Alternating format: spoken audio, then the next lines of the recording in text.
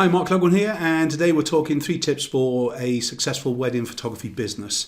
So just taking it up a little bit of a gear. So this film is designed that you've already begun to actually really get the photography business kind of coming through the door in a little way. You're trying to ramp it up a little bit more, get a little bit more success out of it, and trying to actually tune up your kind of profit for each and every job that we're doing and things really.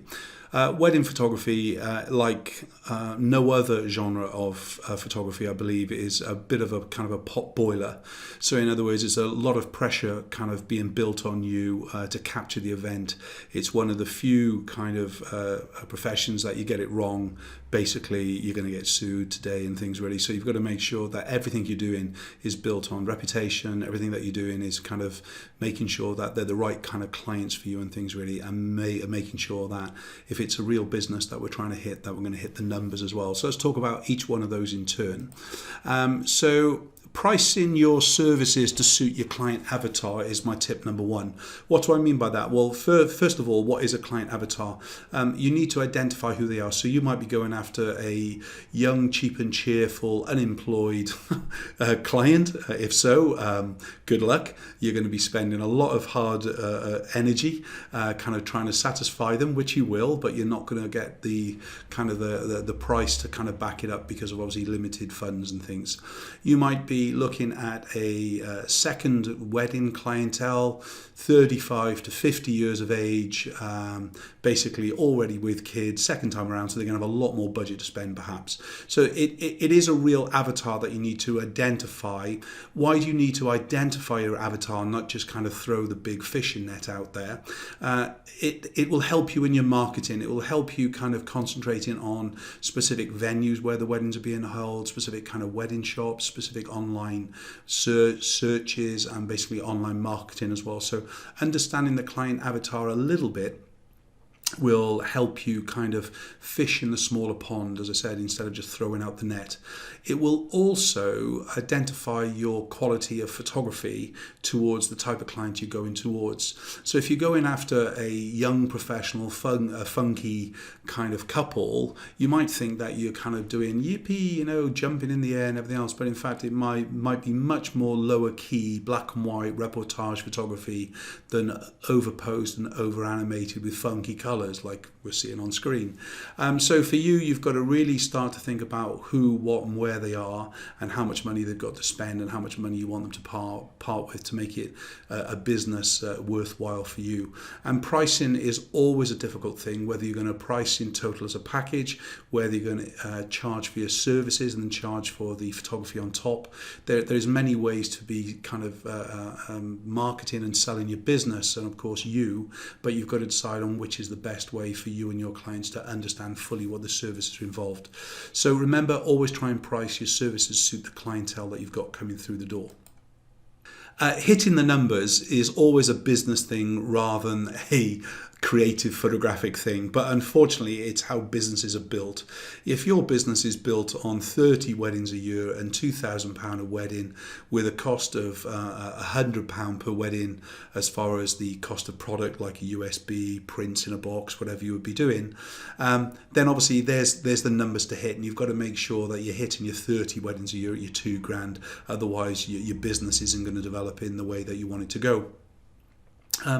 Remember, when you're starting to put your own business development together, your own business together, you should always design the business around you and not what others are doing. It's too easy to kind of follow trends, follow actually what other photographers are doing, but you never really know how good their businesses are, and you want to make sure that as far as your business is concerned, you can actually devise it around your kind of lifestyle and quality and so on.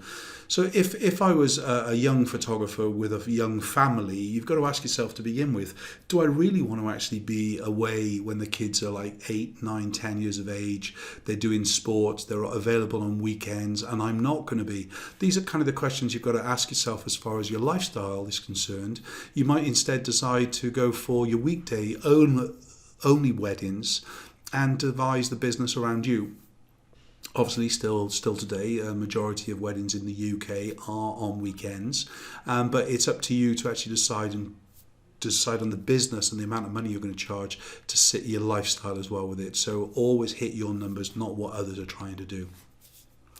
And then the third tip goes without saying, you've got to build your reputation. It's the most important thing that any business can do.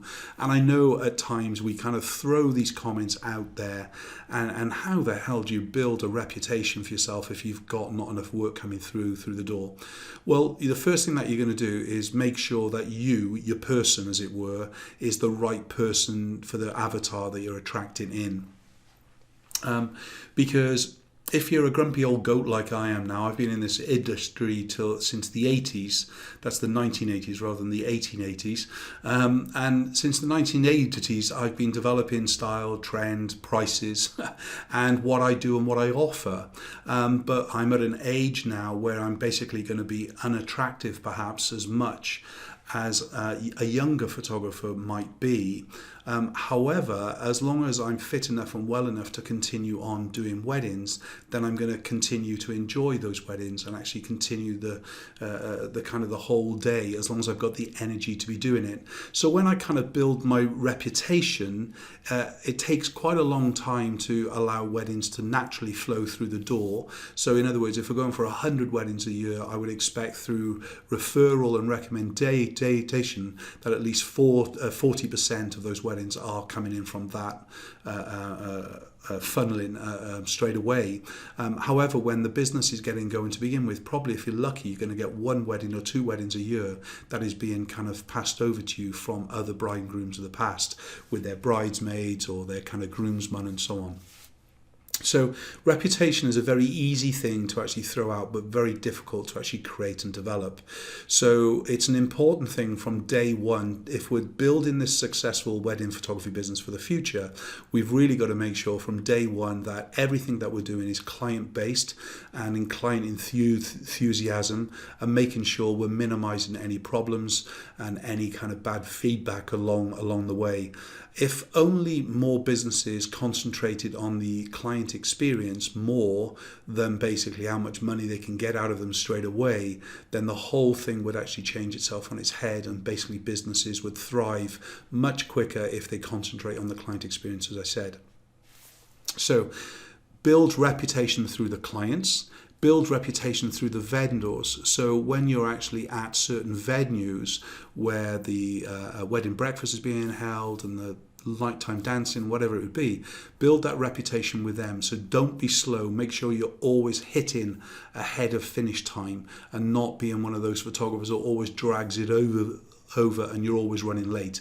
Yes, bride and grooms run late, but it's our job to actually make sure, if we can, is to catch up that time without losing the images, which is the key thing. So look at, as far as all the vendors, the florists, the receptions, the wedding cars, the churches themselves, the venues themselves, and all the little things associated around weddings. It could be bands, it could be the master of ceremonies, it could be lots of things, but build your reputation up through them and get them recommending you, even put them on a kickback for recommending you and you actually booking the wedding as such. We used to work with a lot of wedding planners and they don't do it for nothing.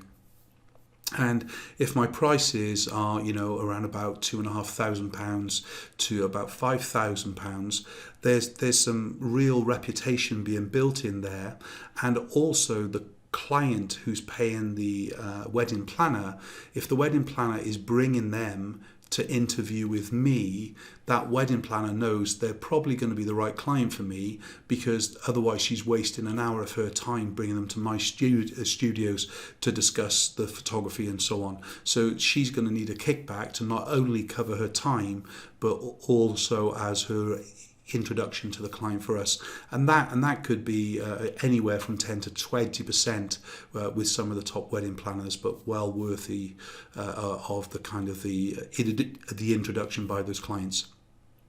And then obviously, to build your reputation, things like getting the clients to give reviews for you, whether they're written, whether they're online or video, is absolutely essential. Get as many reviews being given to you as possible, because if you don't ask for them or instigate them, you may never get them. So those are my 3 tips for quickly looking at a successful wedding photography business of the future. Thanks for joining me. Remember to check out our full Xperience wedding short films, all about developing the wedding business for you.